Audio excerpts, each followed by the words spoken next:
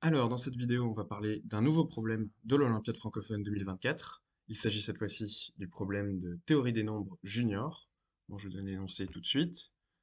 Donc, l'énoncé est le suivant. On veut trouver tous les entiers n supérieurs ou égaux à 2 pour lesquels il existe n entiers, eux aussi supérieurs ou égaux à 2, qu'on numérote A1 jusqu'à AN, et tels que, dès qu'on en prend deux distincts, l'un divise le carré de l'autre plus 1. Alors, je vous laisse faire pause si vous voulez réfléchir un peu avant de vous donner une indication.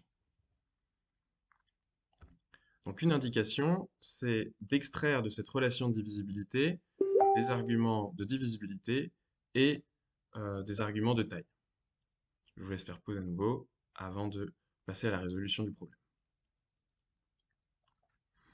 Donc, avant de commencer la solution, un petit commentaire sur cette indication. Quand on a une relation de divisibilité comme celle-là dans un problème de théorie des nombres, il y a deux arguments, deux types de raisonnement à essayer. Un premier, c'est un raisonnement de nature arithmétique qui consiste à extraire d'autres relations de divisibilité, ou alors des propriétés sur les diviseurs des quantités que vous manipulez. Le deuxième type de raisonnement, c'est un raisonnement plutôt de nature algébrique, qui consiste à partir de la relation de divisibilité, obtenir des inégalités sur les variables, à coup de si A divise B, A est plus petit que B. Donc on va passer maintenant à la résolution du problème. On commence par montrer que les AI sont premiers entre eux. Pour ça, on va prendre un diviseur commun au AI et au AJ. Et donc, si D divise AI, il divise également AJ au carré plus 1. Ça, c'est la, la propriété de l'énoncé. Donc maintenant, s'il divise AJ au carré plus 1 et AJ, il divise une autre combinaison linéaire de ces deux nombres, qui est AJ au carré plus 1 moins AJ au carré, sauf que ça fait 1. Donc là, on a utilisé une bonne combinaison linéaire à partir des relations de divisibilité qu'on avait pour obtenir que les AI et les AJ, que les AI de l'énoncé sont tous premiers entre eux.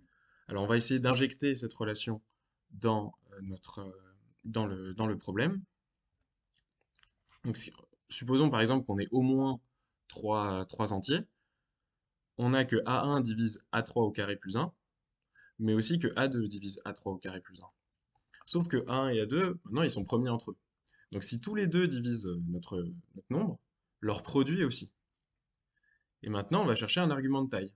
Parce que si A1 et A2, ils sont trop grands, et que A3 au carré plus 1 est tout petit, on va avoir un problème. Donc c'est ce qu'on va chercher maintenant, et c'est ce qu'on va formaliser dans le raisonnement qui suit. Donc supposons que n est plus grand que 3, donc on a au moins 3 entiers.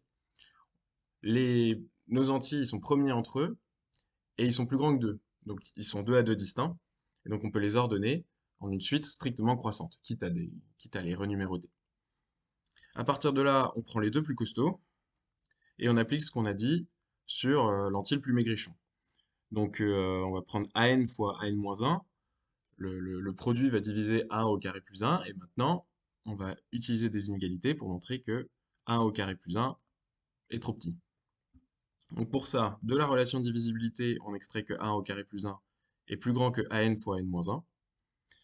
An, comme il est strictement plus grand que n-1, il est plus grand que n-1 plus 1 fois n-1, et à partir de là, on récupère une expression dans laquelle an-1 au carré est strictement plus grand que 1 au carré, et an-1 est strictement plus grand que 1. Bon, il y a plusieurs façons de faire ça, mais à la fin, la contradiction, c'est toujours la même. On a un nombre qui est strictement plus grand que lui-même, et ça passe pas. Conclusion, on avait tort de supposer que pouvait être plus grand que 3. Et maintenant, il ne faut pas oublier la deuxième partie du problème, qui est de vérifier que pour n égale 2, on a bien une situation.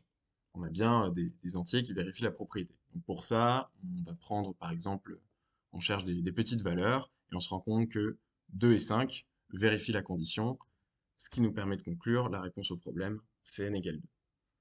Voilà, j'espère que ce problème vous a plu, ainsi que sa solution, et je vous invite à aller regarder les autres problèmes de l'Olympiade francophone 2024.